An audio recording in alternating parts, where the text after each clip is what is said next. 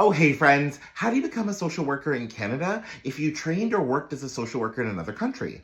Let's talk about it. Hi, my name is Tim. I'm a social work student. And by and large, first things you should know about becoming a social worker in Canada is that it doesn't really involve the federal government or something federal. It does a little bit more on that in a second. You actually start with a province because social work is provincially regulated. So the first thing you would actually do is figure out what province you want to practice in. Every province has their own rules for credentialing. So look at a province that you actually would more likely want to live in first, and then look at their requirements if you are trained in another country and how to become a social worker in that province. There will be a provincial part to it, but you may also get involved with the Canadian Association of Social Workers to check your credentials.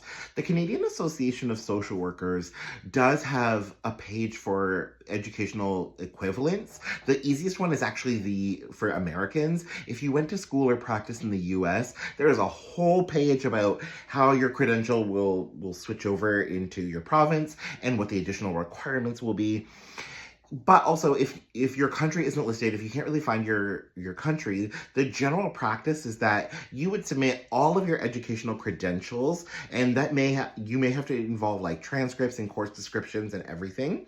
It will be adjudicated or judged by the Canadian Association of Social Workers for the province you want to go practice in, and then you'll get next steps and you'll be told kind of what other education you might need or what work can look like until you're fully licensed in that province. But by and large, it is province by province. So if you want to become a social worker in Canada from another country, start by picking the province you'd want to go to, look into their educational requirements if you were trained in another country, try and find like your country's educational parts, or look at the Canadian Association of Social Workers. You'd have them adjudicate your credentials and your experience, and then they will give you next steps coming to practice in Canada.